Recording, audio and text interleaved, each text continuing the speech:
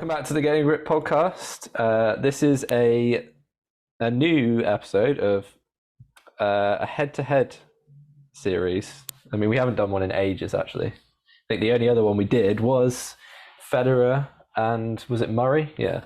So we kind of the way we're going to do it is we're going to talk about some stats. These guys that we're talking about today are like young players, so there isn't like a huge amount of stats in regards to titles and all that sort of thing. But we'll talk about it anyway, and then we're going to kind of list their attributes like you would on like a FIFA card. So I've like 3 attributes that are the normal stuff that you get, like physicality or I don't know, speed or something like that. And then 3 that are kind of harder to describe somewhat, what we call non-tangibles. So I can't really give an example. Oh, he's got lovely hair. That could be one. A bit of fun. A lightheartedness. Stuff. Anyway, yeah, stuff like that. Stuff that's harder to quantify, shall we say. But yeah, we'll start off with the stats. I'll start off with my ones. So I am choosing Carlos Alcaraz. An easy choice, really. And Merlin's going to go with a 1 Jannik Sinner today. So this is kind of a rivalry that we're getting excited about. We think this could be a rivalry that could last for a long period of time. We hope, all things going well. So just some stats to start off for Alcaraz. Already at the age of 19, he has 6 ATP titles, one of which is, of course, the Grand Slam, which he just won at the US Open. 1 for 1 in finals in that. He has won 2 Masters 1000 events in Miami and Madrid, so hard court and clay court. And he turned pro in 2018, which actually shocked me. That was even earlier than I thought he had turned pro. So he was only 15 at that time, I believe. And of course, after he won the US Open, he became the youngest #1 in the history of men's tennis in the Open era at the age of 19 years and 4 months. A whole 17 months younger than Hewitt was when he was the previous youngest #1. And the final one, which is actually quite interesting, is his record against top 10 players is 12 wins and 8 losses. So that's 60%, which is actually pretty decent, really, especially at the age of 19. You think he would still be figuring out his game somewhat, and when you come up against the top players who are already kind of refined their game a bit, he might come unstuck. But even at just the age of 19, he's already got a pretty solid record against some top 10 players, including beating Djokovic and Nadal at the same tournament in Madrid, which was perhaps when kind of more people started. Potentially the pinnacle, wasn't it? Yeah, when more people started taking notice of him, thinking this guy's pretty serious. So yeah, those are kind of the main stats and why Alcaraz is just incredible already at the age of 19. But you're going to come back with your, the other half of the rivalry. What have you got on the Sinner? Well, Jannik Sinner is a little less of a sort of sudden stunner. So obviously Alcaraz burst onto the scene obviously last year, sort of next generation ATP Tour finals, and we've been taken aback pretty quickly with him. He's been playing some incredible matches since the moment he broke onto the tour. But this season has been a continual upward trajectory throughout the entire season as well. So it's just, excellent after excellent performance. With Jannik Sinner, it's a little less consistent. But what we do have is a player that won the Next Gen ATP Tour finals in 2019. So, this is sort of the moment he broke into the sort of senior side of the tour in being a bit more of a solid player, a lot more of a continual sort of contender for these things. His head-to-head record against top 10 players, not as incredible. He's basically had 3 seasons each where he's won 3 times against top 10 players. So he's got an overall record of 9 wins against 20 losses. So, that percentage is not up there with Alcaraz, but that's possibly a yet rather than something that we should be too worried about at this point. And I think one of the important things to know is that he's had a fair bit of success on the smaller side of the tour. So when we're talking about ATP Tour 250s, he's won 5 of those career finals. He's also won 1 ATP 500, but he's not broken into anything ATP 1000 or Grand Slams beyond the quarterfinal stage, really. So Yeah, it's a little bit tough for him. Like, arguably, one of his best performances was that rivalry eye opener match at the US Open with Carlos Alcaraz in the quarterfinals. We could argue the way he was playing Sinner that was more of a finals match, but we could have said the same for him against TFO as well, Francis TFO. So like I say, with Jannik Sinner, it's a little less cut and dry in how obviously amazing he's going to start off being. But we've had great players come through that never started off absolutely incredible. To be quite honest, actually, I think Novak Djokovic was one of those players.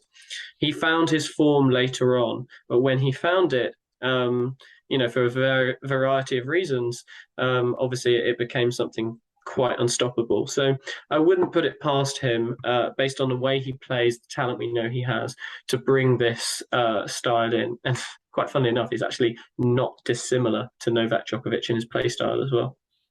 I'm surprised you didn't mention the head-to-head with Alcaraz actually, because as you said Yeah, before, it's 2-2, and I actually thought he would have Sinner had a winning head-to-head against him, because all I can remember until the is US Open, he did. yeah, and all I can remember was him beating him. He beat him in a Masters event, not a Masters event, an ATP 500 or something like that, and then he beat him in Wimbledon in the fourth round, I think it was. Yeah. So he was almost like a bit of a bogeyman for Alcaraz. And even in that match at the US Open, he could have won that in like 4 sets probably, but he did he could get a bit tense on some of the key points. And he's kind of one of the few players, maybe the only player I've seen, certainly from the young bunch, that's able to not necessarily overpower Alcaraz, but at least hit like match him blow for blow, I think. It's matching the positivity, aggressive style that we've come to enjoy from Alcaraz. That the things that we like about all of the legends that Alcaraz seems to be embodying, Sinner actually does a lot of that too, and I think that's why we're excited about this rivalry, because we feel it's got legs. Yeah. Cool. All right. So those are the stats. Now we're going to move into the attributes in homage to what FIFA is basically. So we'll start off, we'll go attribute for attribute like we've done before. I'll kick it off with the first one. And actually, a lot of these are not going to be specific tennis shots. They're going to be just, general kind of physical points. So the first one I'm going to go with is speed. And I'm going to give him a 99. Straight 99 speed. Oh, wow. All right. This guy is just an absolute maniac on the court. Like he's basically Roadrunner. Like the speed he has to get like almost any ball. I know people think about his aggressive style of play, but even when he's put on the back foot sometimes, it's just ridiculous the balls that he can get, and his kind of acceleration in the first like 5 yards or whatever is pretty scary. And like in that match against Sinner, he was just getting to some balls that were just like, I'm sure that's like a winner, and then he just kind of like comes into picture at like the last second and gets it back. So Commentators are regularly saying that he has no right to get that ball, and yet he is there getting it regularly and consistently getting it back. Mind you, that. So yeah, I can see why you've gone with this. That old commentary cliche, just like rolling back the years. Add that to the list. Okay, so what's your first attribute for Sinner?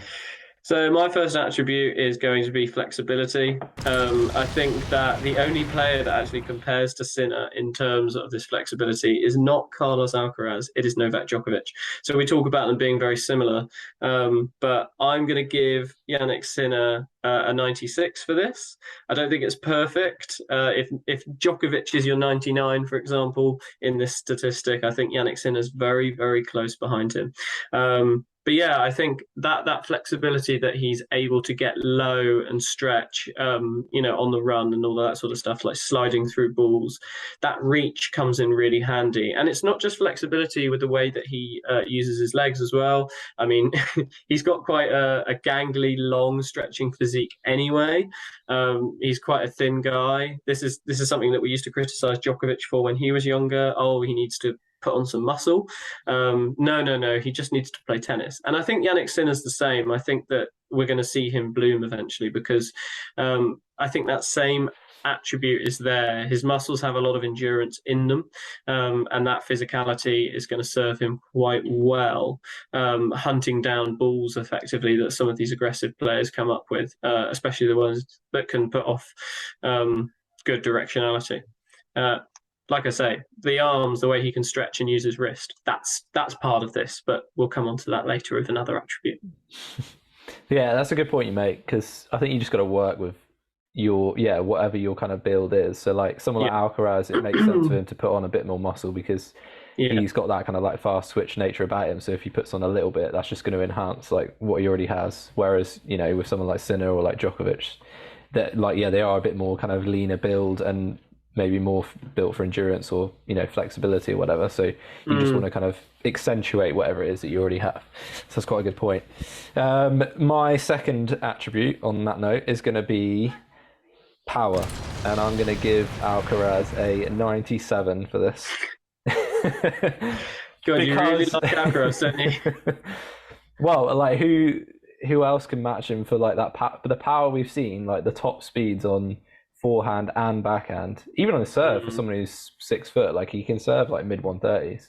And if you give him just a little bit of time on either forehand or backhand wing, he'll hit it 100 mile an hour, no problem. And with the grunt as well, just to boot, you know, just to emphasize how much power he has. So I'm going to go with that. It's pretty scary. I mean, it could be a little bit more consistent, but it's quite hard to be or how consistent can you be when you hit it like that hard? He does put a fair amount of spin on it, which does help a little bit. But it's kind of there's some forehands that he hits when you're watching it, even on TV, and are like it's almost too quick to see. It's just ridiculous. So I'm going with power 97. Brings you back those memories of Juan Martín del Potro and those lightning blast forehands. I don't think he'll quite reach the speeds that del Potro was able to reach with that forehand. And that wrist, but... the wrist snapping forehands. Yeah, I don't think you want to be replicating that. But funny I say that, because that brings me straight on to Jannik Sinner's next attribute. It's a little bit of a weird one because the attribute is wrists. But it's the use of wrists through his shot making. And this isn't something that every player is able to do quite as confidently, but especially on the backhand side as well. So Jannik Sinner's got a double-handed backhand. So the use of his wrists, I'm going to give him a 98 for this, because I think he's one of the only players that fully optimizes the way that you can utilize that side of your body, that wrist snap through a shot, in order to make up a lot of the pace.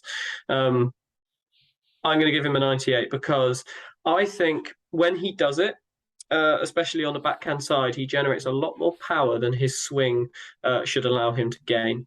And I think that also helps him because of the way he likes to play tennis. He doesn't mind being on the back foot so much because he knows he can get to those balls, like alongside that flexibility. This is where the two of them come sort of hand in hand. Like Djokovic is similar.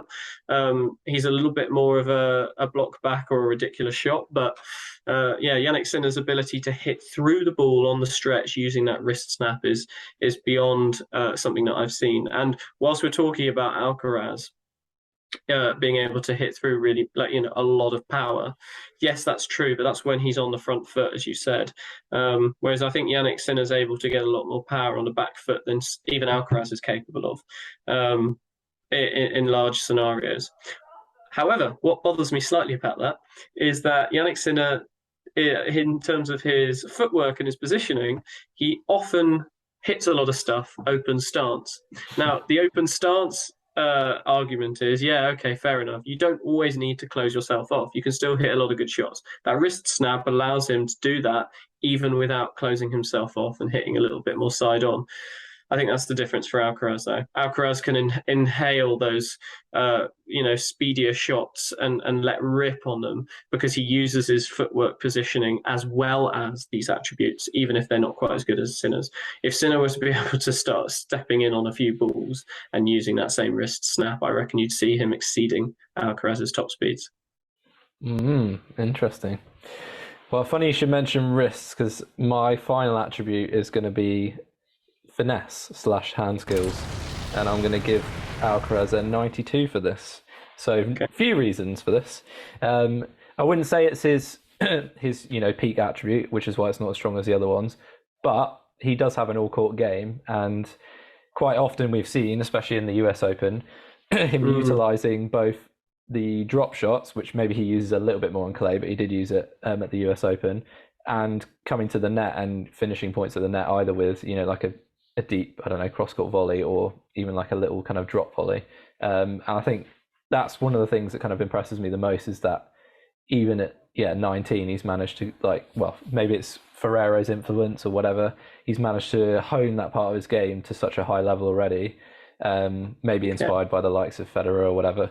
And again, like we said, being creative on the court, he always likes to find these different angles, and to have the finesse coupled with the power is something that is like quite scary if you're kind of one of his rivals or whatever on the tour, because there isn't really an area in the court you can kind of put him and think that you're going to get something out of him, because he's got most of it covered. So yeah, I'm going to give him a 92 for finesse or hand skills.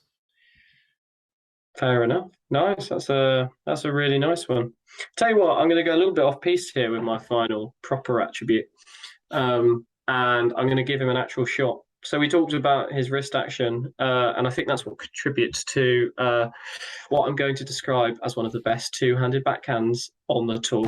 I honestly think that Jannik Sinner represents the future's best two-handed backhand on the tour. I don't think anyone hits it quite like him, largely because of that wrist action.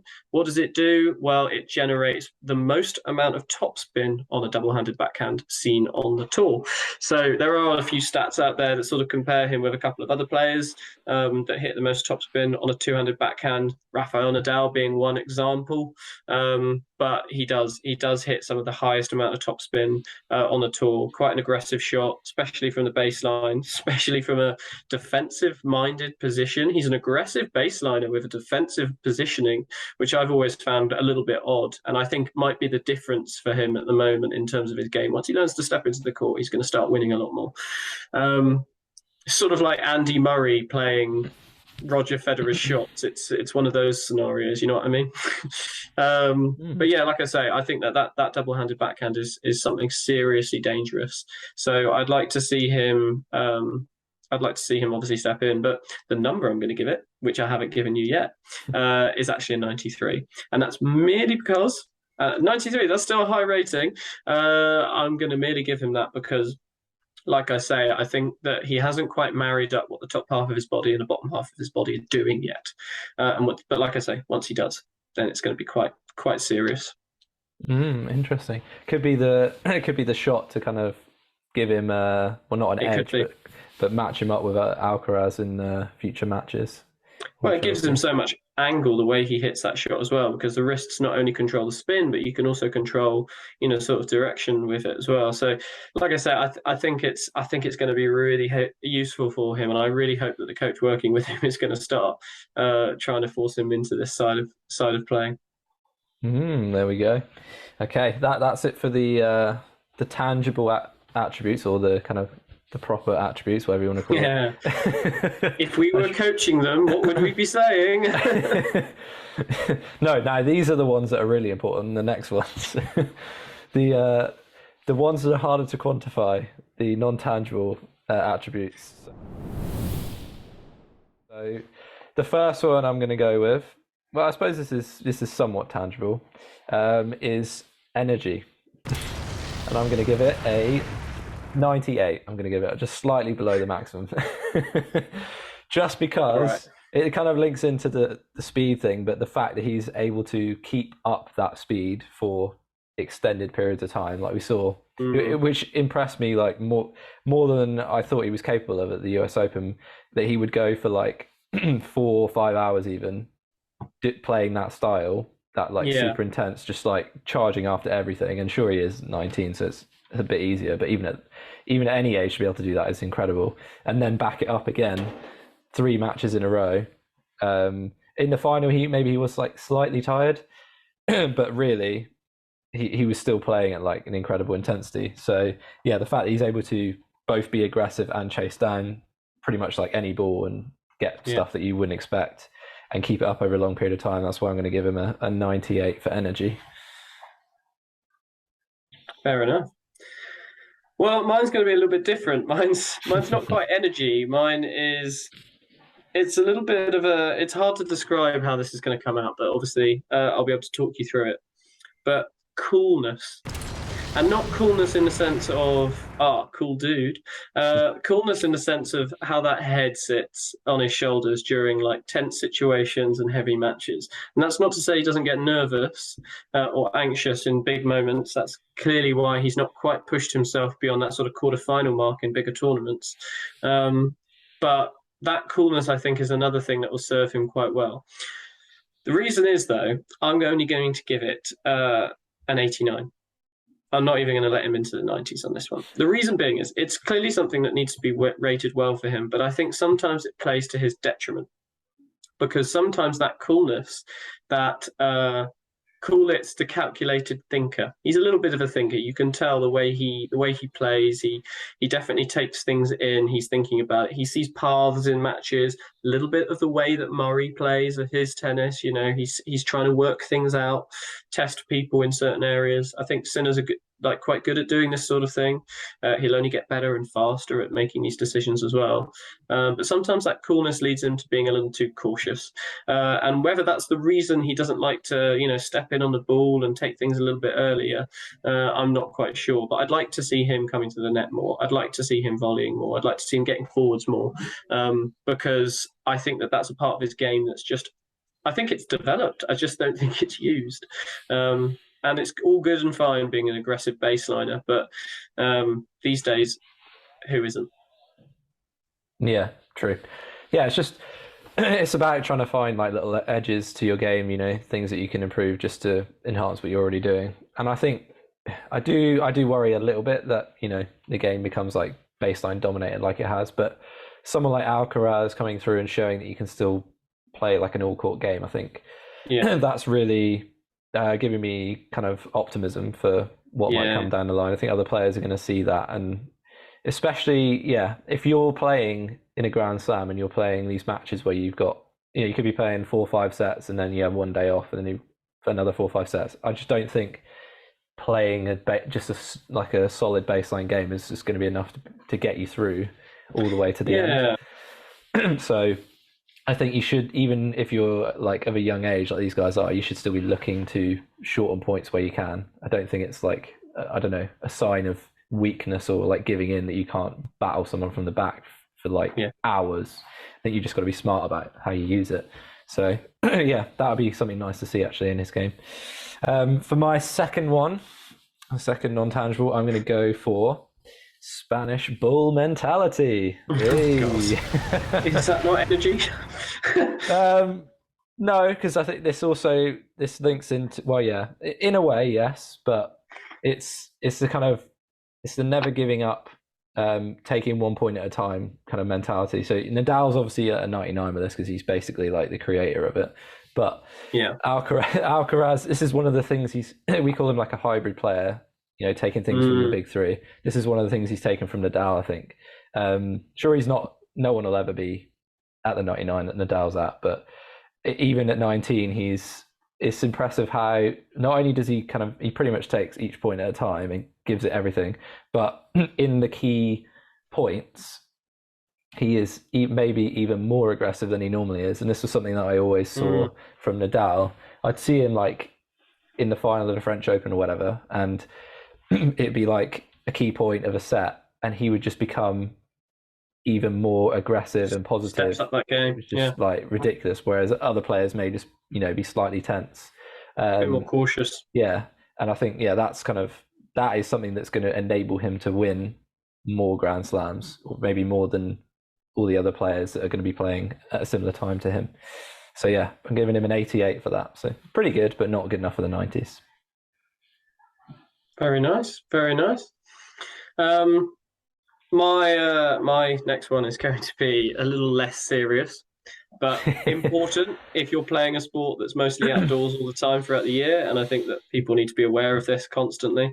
I'm gonna give him a category of sun awareness, and I'd like to give him a rating of 99 for this. The only other player I think on the tour that is anywhere near as good at this is Cameron Norrie.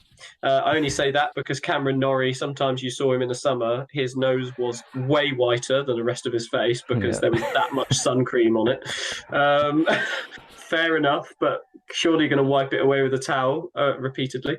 Yeah, Jannik Sinner does a great job of this. And I don't know if it's something that he's doing on purpose to show people that you need to be very aware of that side of things. And, it's having good sun protection out there is really important when you're outdoors all the time. But he's wearing that cap all the time. Might just be a style thing. He's got longish hair. Might not want it in his face, but good for the sun. And obviously he is exceptionally pale, and that's probably because he protects his skin quite well. So there you go. That's what I'm giving him. We can all take a lesson from that. Myself, certainly. I'm very good at getting a little bit crispy out there, especially when I'm playing a little bit of tennis.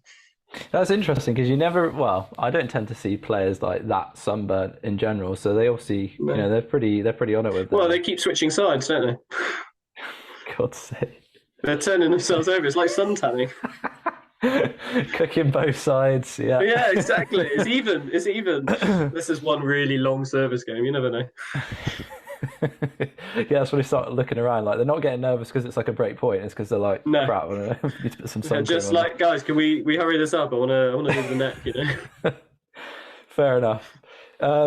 Yeah, my last one is going to be, so let's not particularly serious. I'm going to go for alien/big three genetics for this one. So we have joked before that he is sort of like a hybrid of Federer, Nadal, and Djokovic. He's sort of taken parts of the game from each of them, like the all-court game for Federer, and like I said, the mentality kind of thing from Nadal, or the spinny forehand that sort of is like Nadal's, and the running and getting balls like Djokovic has. And to just have like all of those things combined for me is something that is a bit alien compared to like any of the other players I've seen. So I don't know if he was made in the test tube, but I wouldn't be surprised if he was. So I'm going to give him a 94 for that. A 94.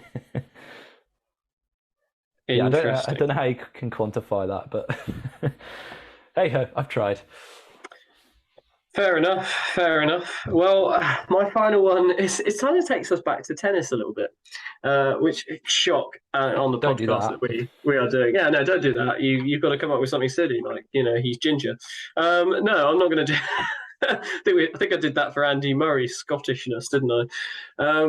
No, I think the final one I'm going to go for is it's a specific shot, but it's not a specific shot at the same time. It's on the run shots, because I think it takes a certain type of mentality, especially given the cautious nature that Jannik Sinner has on the court. He doesn't like to go for the big risk shots a lot of the time, but if he's on the run, he does love a passing shot. So I'm going to give him an on-the-run shot of 95, because he makes an awful lot of them.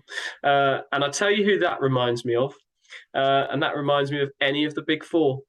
So there's a lot of players out there. They all hit good passing shots, all good shots on the run. Don't get me wrong. They wouldn't be at the top if they didn't manage to do that.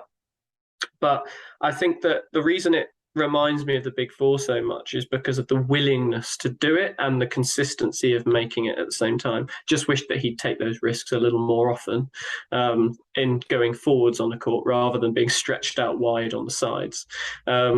He clearly could do it because of all those attributes we talked about earlier, the flexibility, the wrist snap, he's got all of that composure that comes with the stretch. But it's also what that does for us is, as fans, makes us want to watch him. And that's why I've chosen it as a bit more of a non-tangible one, because it's not about his tennis that I like him doing it. Because I'm the sort of coach that would probably tell you, no, make the ball, maybe a moon ball, that would be better. But as a fan, we love seeing those incredible shots, like past the net post, slap a win across court on the stretch, all that sort of stuff. So, that's why I'm going to give him on passing shots at 95, because he does a very good job of it. And I think we're going to see a lot more of it in future. He's going to need it against Carlos, I'll tell you that. He can flip those aggressive scenarios quite nicely. So Carlos can be as aggressive as he wants, but That's why their match. Going to neutralise. That's why that match was so crazy, because they were like doing that like insane. The momentum was going like up and down the whole time. Just like stretching each other all over the place. That's what makes a great match, though. That's why we like those Federer and Nadal matches. Anything with Djokovic, anything with Murray, because it would just go up and down constantly. Yeah. Okay, it's time for the final rating, the overall rating based on what we've just given. Given that I've given him quite a few in the 90s there, I think overall a fitting rating would be 95. That's what I'm going to give him. I think he's still, the scary thing is he could still, improve little things in his game. So he could push that up, If we're saying like, the big three they're going to be close to like, a 98 or a 99, then he could get there. Big three, sorry? Yeah. Plus some clown. Okay, fine, big four. But if they're kind of up in the 98, 99 range, a bit like kind of Messi, Ronaldo were in their peak at FIFA, then he's got a few notches to get there, but he's he could get there, which is the exciting thing. So 95. 95. Well, I think that's fair, given I'm going to give Jannik Sinner a 90 overall rating. It's a head-to-head, but at the moment he just doesn't quite compare, because he's not won the same sorts of tournaments. He's not made the same impact with the biggest players, taking out Nadal and Djokovic in the same tournament. Like, Sinner's not done that. He could do one day, unless they all retire before he gets to that point. There's a little bit of that, but like I say, he has made an impact, and he's clearly playing well. He's consistently making these quarterfinals, so he deserves to be in the 90s, provided that will then keep improving. There's a lot that can go better for him, especially that mind to take a few more risks here and there. Not all the time, just a couple more risks, and the idea of stepping in a little bit on that ball, side on shots to try and hit down the lines more. Like I think he'd make a lot more of an impact by introducing that to his game. So he just needs to get forward. See, we could say this a lot about a lot of players. You could say this about myself. I definitely need to do that as well. But like I say, very excited to see it. Well, I mean, he maybe hasn't beaten the big guys in big matches, but he was very close against Djokovic. He was 2 sets up at Wimbledon. Yeah, so. He was 2 sets up, and Djokovic came back. So, like I say, it's all there. It's all about to happen. Just need to watch. Yeah, well, hopefully they like these two, and maybe whoever else kind of gets involved and push each other on, and just make their games a bit more rounded, and just give us some incredible matches like we've been spoilt with over the last God knows how many years, 15 years or something. Quite right. Yeah, let us know your thoughts on this rivalry, and kind of how you see it progressing over the next few years. Is it just like a flash in the pan, or are these guys going to be around for a long period of time? Let us know what you think. And give us a follow on Apple, Spotify podcasts, on YouTube. Like it, share it around, and subscribe. And we will see you in the next one.